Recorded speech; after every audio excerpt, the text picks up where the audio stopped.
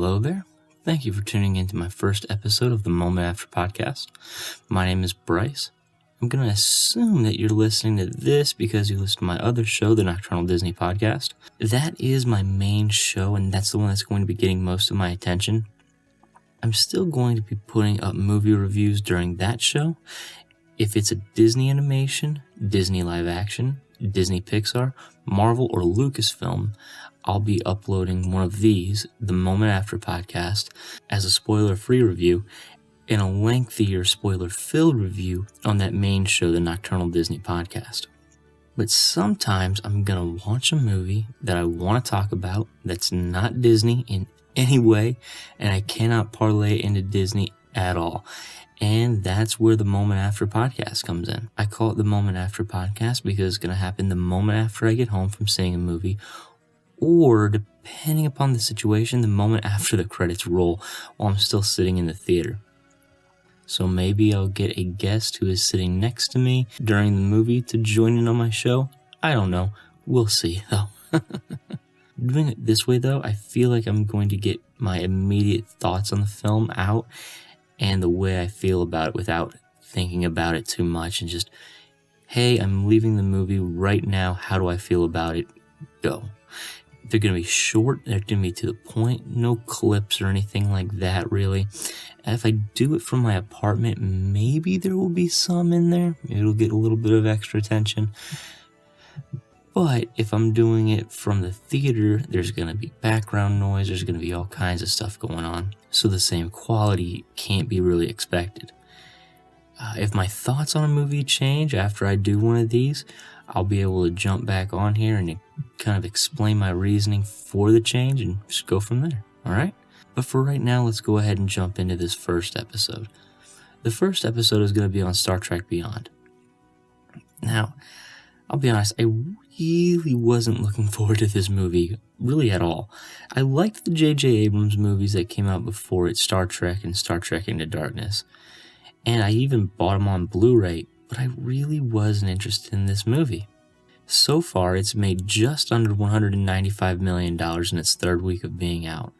It's got an 84% on Rotten Tomatoes, a 64% on Metacritic, and a 7.5 on IMDb. So it's gotten some pretty positive reviews, and they're really well-deserved. I gotta be honest, I thought this movie was a lot of fun. It was a good popcorn movie that doesn't take itself too seriously, which is exactly what you want in a popcorn movie, right? Bones is by far my favorite character in this whole series. Every time he's on screen, he is absolutely hysterical. Karl Urban crushes it as Bones. I hope we get a fourth Star Trek movie just so I can get more Karl Urban as Bones because he is awesome. As my friend pointed out, though, with this movie, not a whole lot of doctoring. He does one thing after the first act of the movie, and that's really it. And that's all. One thing I liked about this movie is the way that it gets you back into the universe, and that's all thanks to Simon Pegg's writing. Because see, one thing that irks me is like with the sequel, when it comes back and it's supposed to be many years later, a lot of times it feels like nothing has happened. It feels like their lives have just been stagnant until they come back and now are on screen again. Not what this movie did at all, and I applaud them for it because it worked really, really well. It feels like all of these characters are living lives while this whole thing is happening. It makes the universe feel alive. So we start off 3 years into the Enterprise's first deep space mission, and we get a sense that a lot of stuff is going on, a lot of stuff's happened. Some of it they just tell you outright, just, hey, this happened. Some of it they use the medium, they use the film, and they show it on screen. Now, the first action scene in this movie happens about 20 minutes in, but that feels like the start of the movie.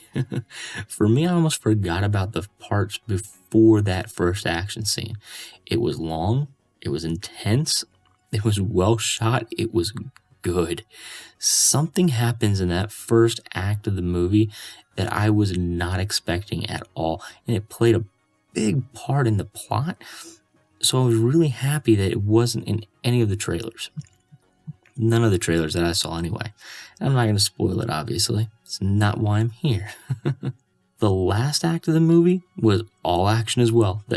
And again, you forgive it because it was really well done. Justin Lin did a really good job with this movie, and I applaud him because it was really well done.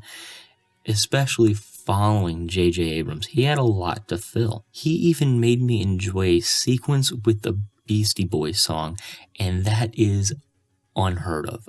I do not like them. Beastie Boys are not my favorite. I can say that this movie had a few pacing issues since the first and last act of the movie were basically all action. The middle is where you get your story. So it's all crammed into the center there. It's like an action story, action sandwich. Now, aside from that, if I had a level 1 criticism against this movie, it is that the villain is pretty weak.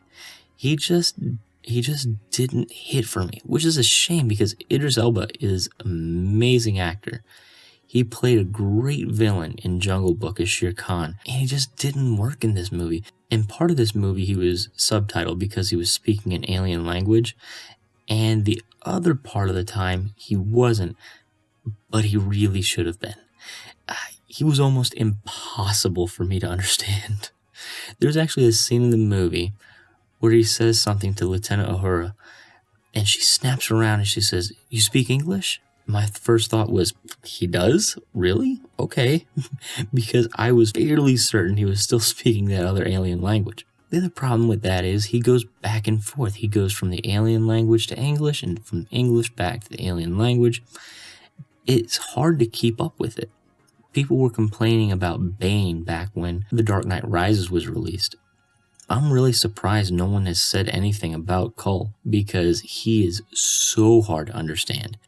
And I'm fairly certain that he was dubbed because there's a few scenes that I felt like the words that he was saying were not matching his mouth. And that was throwing me off a little bit too. So just the villain, I wanted him to be so good because I like Idris Elba so much, and it just didn't hit for me. Didn't hit for me the way I wanted it anyway. But here's the deal. It's Star Trek. Was he a weak villain? Yes. But Star Trek was never really about the villains. Sure, they had like recurring alien races that they had, but for the most part, it was always about the crew. It was how they worked together, how they played off each other, and how they used each other to get past the obstacles for that show. And they did such a good job. Such a good job. That part of the movie was fantastic. It was really, really well done. End of the day, I'd say go see this movie. I'd give it an 8 out of 10. It's not going to win any Oscars, but it's a fun time at the movies. Go watch it and have fun and enjoy it.